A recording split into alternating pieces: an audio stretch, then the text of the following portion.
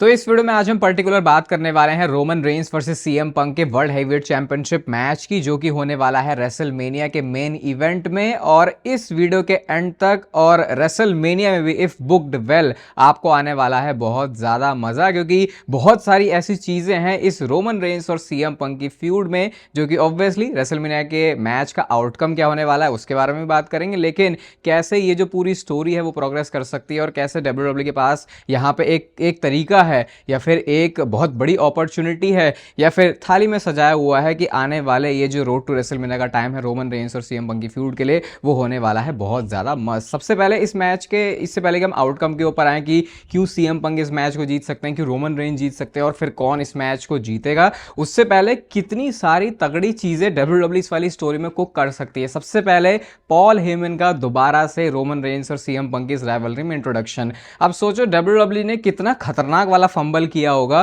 कि Roman Reigns और CM Punk इस समय फ्यूड कर रहे हैं और ये रेसलमेनिया में मैच है, मेन इवेंट में मैच है, वर्ल्ड चैंपियनशिप के लिए मैच है और इस पूरे सिनेरियो से पॉल हेमन गायब हैं। तो अब आप देखो कि डब्ल्यूडब्ल्यू ने क्या पिछले कुछ महीनों में खिचड़ी पकाई है कि आप सोचो अगर आपको लास्ट ईयर की रेसलमेनिया में ये बताया जाता कि रोमन रेंस और सीएम पंक का मैच होगा एट रेसलमेनिया, तो क्या आपके दिमाग में कहीं से भी आता कि इस वाली इक्वेशन में पॉल हेमन नहीं होंगे? आपके दिमाग में आता कि भैया पॉल हेमन ही शायद इस वाली स्टोरी को चलाने वाला है और शायद डब्ल्यूडब्ल्यू अपनी इस गलती को फिक्स कर सकती है पॉल हेमन को इस वाली स्टोरी लाइन में इंट्रोड्यूस करके। अब इसको करने के बहुत सारे तरीके हो सकते हैं। ऑब्वियसली ये नहीं कह सकते कि सीएम पंक के साथ हो जाएंगे वो या फिर रोमन रेंस के साथ हो जाएंगे, कुछ बहुत ही यूनिक वे, और मे भी हो सकता है कि ये डब्ल्यूडब्ल्यू के लिए एक बेटर अपॉर्चुनिटी बन जाए इस समय, जो भले ही उन्होंने फंबल किया, क्योंकि यहाँ पे वो पॉल हेमन को डाल सकते हैं इस तरीके से कि ना वो सीएम पंक की साइड है और ना ही वो रोमन रेंस की साइड है। अब आपको लगेगा भैया अगर वो किसी की साइड में नहीं है तो फिर इस चीज़ में फिट कैसे होता है पॉल हेमन? तो यहीं पर आप पॉल हेमन को अंडर एस्टिमेट कर रहे हो, क्योंकि वो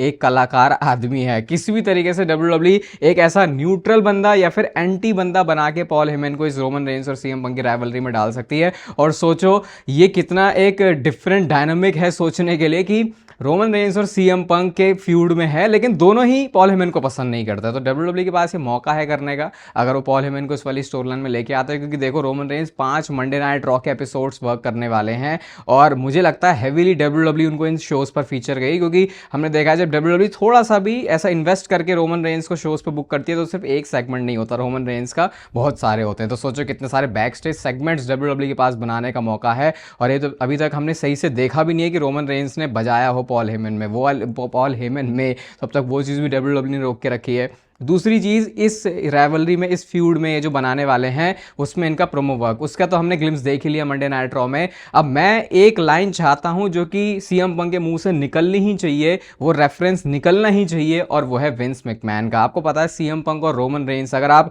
विंस मैकमैन सिर्फ नाम लोगे तो दोनों के दिमाग में बिल्कुल ऑपोजिट कलर बजेंगे, एक के दिमाग में काला बजेगा, एक के दिमाग में व्हाइट या फिर आप बोल सकते हो रेड या फिर ग्रीन, क्योंकि रोमन रेंस ने बनाया है, सॉरी विंस मैकमैन ने बनाया है रोमन रेंस को। और फनी बात तो मुझे अभी भी ये भी दिमाग में है कि कैसे रोमन रेंस ने बोला था कि क्या बोला था उन्होंने कि your dad is not around hair, उन्होंने ऑस्टिन थ्योरी के लिए बोला था, जबकि एक्चुअल में वो चीज़ रोमन रेंस के लिए ज़्यादा सेंस बनाती है। और क्योंकि सीएम पंक का पाइप बम वाला प्रोमो भी है तो सोचो उस वाली चीज़ को ये दोबारा से रिक्रिएट भी करें थोड़ा सा और सीएम पंक शॉट लें रोमन रेंस के ऊपर कि भाई विंस मैकमैन ना होता तो तू यहाँ ना होता, मैंने तो कैसे ऐसे ऐसे मेहनत करी है। तो ये तो मैंने आई थिंक बहुत बेसिक सी एक लाइन बोल दी है, लेकिन जब सीएम पंक स्पेशली अपने प्रोमोज के ऊपर आते हैं भाई तो आपको पता है कि वो इंडस्ट्री में लीड करते हैं, तो वो कितना मस्त विंस मैकमैन का यहाँ पे रेफरेंस लेके आ सकते हैं। एंड मे भी हो सकता है रोमन रेंस के पास भी अच्छी लाइन्स हो विंस मैकमैन के बोलने के लिए कि भाई विंस होता तो अभी तो यहाँ पे होता नहीं। बट क्या डब्ल्यूडब्ल्यू क्रिएटिव वाले ऐसे अलाउ कर सकते हैं चीज़ें, ये मुझे नहीं पता। ये बहुत कॉन्ट्रोवर्शियल लाइन्स हो सकती है जो कि डब्ल्यूडब्ल्यू के पास यहाँ पे इनके प्रोमो के बीच में डालने की अपॉर्चुनिटी है। तीसरी चीज़ यहाँ पे सेथ रॉलिंस का रोल इन दोनों के बीच में। अब ये हो सकता है कि बहुत सारे लोगों को टू मच लगे, लेकिन अगर आप देखोगे तो अगर लास्ट ईयर में इनका ट्रिपल थ्रेट मैच था और सेथ रॉलिंस नफरत करता है सीएम पंक से, रोमन रेंस नफरत करता है सीएम पंक से, और सेथ रॉलिंस के बारे में जब भी आप सेथ रॉलिंस का ओपिनियन पूछोगे ना, मुझे याद है कि इंटरव्यू में भी सेथ रॉलिंस ने बोला था, और देखो इसलिए केफेब अलाइव रखना कितना ज़रूरी भी होता है। उन्होंने बोला था कि सीएम पंक तो भाई बिल्कुल ही नहीं पसंद है मुझे, उन्होंने बिल्कुल उल्टी सीधी बकवास बोली थी। और उस टाइम पे रोमन रेंस के साथ भी कुछ ना कुछ एंगल चल रहा था, सेथ रॉलिंस का फ्यूड नहीं चल रही थी, कुछ तो चल रहा था कि हम लिंक बना रहे थे। तो सेथ रॉलिंस ने पॉजिटिव बातें ही बोली रोमन रेंस के बारे में, मतलब उनके वो अगेंस्ट में, लेकिन फिर भी ऐसा पूरा पॉजिटिव नहीं, लेकिन हाँ कि सीएम पंक से तो सही है भाई, रोमन रेंस मेरा भाई है ऐसे करके। तो अगर सेथ रॉलिंस को भी ये स्टोरी में ये लेके आप, क्योंकि आपको पता है सेथ रॉलिंस और ये सीएम पंक और रोमन रेंस की जो फ्यूड चल रही है, इसमें कोई हील या फेस तो है नहीं, तो सेथ रॉलिंस आके फिर अपना भी किसी तरीके से रोल यहाँ पे कर सकते हो कि यहाँ पे रेस्ट्रिक्शन तो है नहीं कि भाई आपको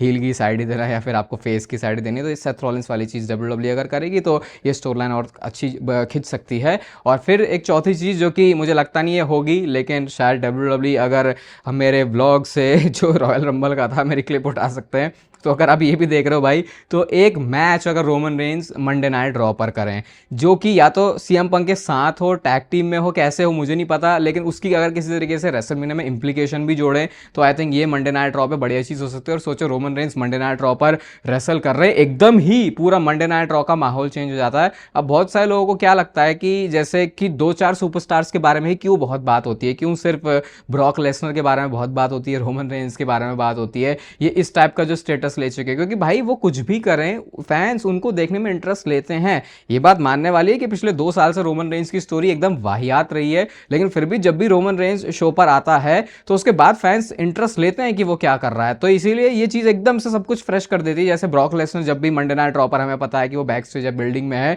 तो इस वजह से नहीं कि वो किसी की वो भैया कि जैसे किसी मेरा ब्रॉक लेसनर फेवरेट है, वो इस वजह से कि उनके शो में होने का इंपैक्ट ही कुछ अलग होता है। तो वही चीज़ है कि रोमन रेंस भी अगर एक मैच वर्क करें तो वो बढ़िया चीज़ हो सकती है। सीएम पंक तो देखो आए दिन करते ही रहते हैं, तो अगर रोमन रेंस मतलब ऑब्वियसली दोनों लड़ रहे हैं रेसलमेनिया में, तो शायद डब्ल्यूडब्ल्यू कुछ मैच बना सकती है। अब मुझे नहीं पता कि वो एक दूसरे के अगेंस्ट में डाल के होगा, टैग टीम में होगा, या किसी रेसलमेनिया की इंप्लीकेशन से जुड़ा हुआ होगा, लेकिन ये एक चीज़ डब्ल्यूडब्ल्यू कर सकती है इस रेसलमेनिया की स्टोरी को बेटर बनाने के लिए। और अब हम बात करते हैं कि अगर 2 डायरेक्शन है हमारे पास कि यह है रोमन रेंस की जीत का रास्ता और यह है सीएम पंक की जीत का रास्ता, तो डब्ल्यूडब्ल्यू को क्या डायरेक्शन लेनी चाहिए। सबसे पहले अगर सीएम पंक की बात करें भाई, देखो तो मुझे ऐसा लगता है कि इस पॉइंट पे सीएम पंक को प्रूव करने की जरूरत है अपने आप को बहुत ज़्यादा। अब आप बोलोगे भाई क्या बोल रहे हो भाई, बेस्ट इन द वर्ल्ड है, उसने इतना कुछ कर दिया है, लेकिन अगर आप सीएम पंक के रिटर्न के बाद से उनका रन देखोगे, तो अगर मैं सिर्फ ड्रू मैकिंटायर वाली स्टोरी को हटा दूं तो उसके अलावा कुछ ऐसा हुआ नहीं जो कि सीएम पंक ने किया है। और बहुत सारे लोग दिमाग में यही सोचते हैं सीएम पंक को लेके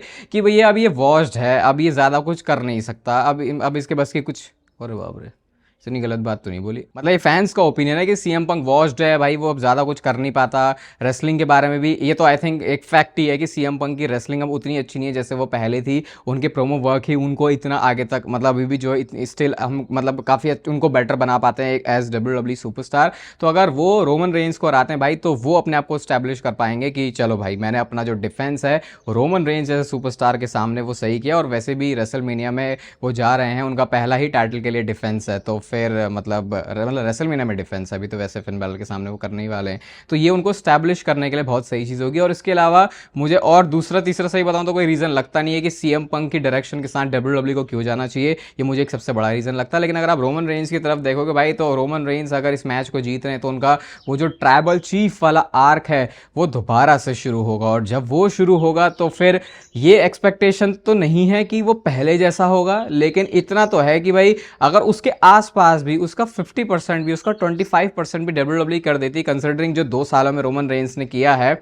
जो कि आना शो पे या ना आना बराबर की सी ही चीज़ थी, क्योंकि इतना तो रेगुलर फिल्म ने ना रोमन रेंस को देखा, ना ऐसा लगा कि स्टोरी में उतना वो दम है जैसा पहले था। लेकिन अगर ये चैंपियन बन जाते हैं तो भाई तो रोमन रेंस के कंधों पर टाइटल आना ही अपने आप में एक बहुत अलग चीज़ हो जाएगी। फिर दूसरी अगेन जब उनके पास वो टाइटल आएगा, तो अब रोमन रेंस की थोड़ी सी आदत है उस टाइटल को अपने पास लंबा रखने की, ये नहीं कि 1000 दिन से ऊपर का जा रहा है, लेकिन लॉन्ग टाइटल रेंज, मतलब आप सिंपल ऐसे समझो कि आजकल डब्ल्यूडब्ल्यू सुपरस्टार्स को लॉन्गर टाइटल रेंज देती है, और रोमन रेंस ने रीसेंट एरा का सबसे लॉन्ग टाइटल रेंज दिया, तो वो लंबा टाइटल रेंज होगा। तो उसके बाद की जो स्टोरी है, ना सिर्फ रेसलमेनिया में जो हो रहा है उसके बाद की बात हो रही है अब यहाँ पे, वो डब्ल्यूडब्ल्यू बड़ी इंटरेस्टिंग कर सकती है। रोमन रेंस का वो जो अपनी रिडेम्पशन आर्क है, अगेन आप उसे भी जोड़ सकते हो इससे। और डब्ल्यूडब्ल्यू के लिए जैसे मैंने बोला था एक वीडियो में, बिजनेस ड्रिवन डिसीजन होने के साथ साथ फैंस को भी एक हैप्पी करने वाला मोमेंट होगा। तो भाई अभी इनको चाहिए भी कि यार हमें कुछ ऐसा करना है कि ज़्यादा से ज़्यादा हमारे जो शोज़ हैं वो प्रॉफिटेबल बने, तो रोमन रेंस के पास टाइटल आना वो चीज़ करके लाएगा। और ये सिर्फ यहाँ पे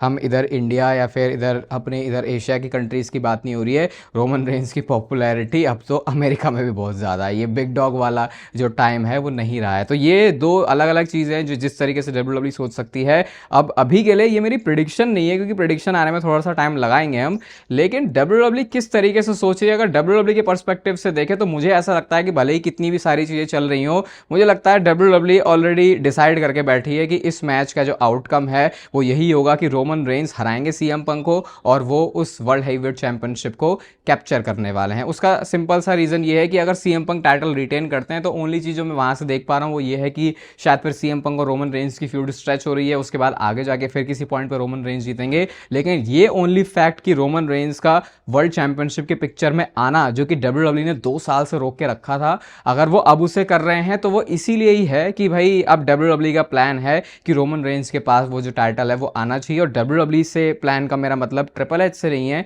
WWE का प्लान है से मेरा मतलब ये है कि WWE में और भी बहुत सारे ऐसे लोग हैं जो कि इस पॉइंट पे चाहते हैं कि वो जो टाइटल है वो रोमन रेंस के कंधों पर आए और वो एज चैंपियन WWE में काम करें, क्योंकि फिर उससे आप जो उनका वो जो प्रीमियम आदमी वाला स्टेटस है वो रहेगा। तो प्रीमियम वाला ही, मतलब ऐसा तो नहीं है कि टाइटल जीतने के बाद रोमन रेंस बिल्कुल वो 2022 के स्मैकडाउन की तरह काम करने वाले हैं, लेकिन एटलीस्ट अभी से वो जो चीज़ें हैं वो बेटर हो जाएंगे। तो देखो इतना कुछ है यहाँ पे इस वाली फ्यूड में एक्सप्लोर करने के लिए। लेट्स सी WWE इस वाली फ्यूड को कैसे कुक करती है। आपके क्या ओपिनियन है इस वीडियो के बारे में वो आप कमेंट सेक्शन में बताना। घर में आ गया हूँ तो इसलिए थोड़ा सा अभी शेड्यूल ऊपर नीचे रहने वाला है। इस वीडियो को आप लाइक कर दो, चैनल को सब्सक्राइब कर दो, क्योंकि WWE से रिलेटेड हम यहाँ पे बातें करते रहते हैं डेली। बाकी तब तक फिर इस व्यू के साथ साथ ज़िंदगी के भी मज़े लेते रहो।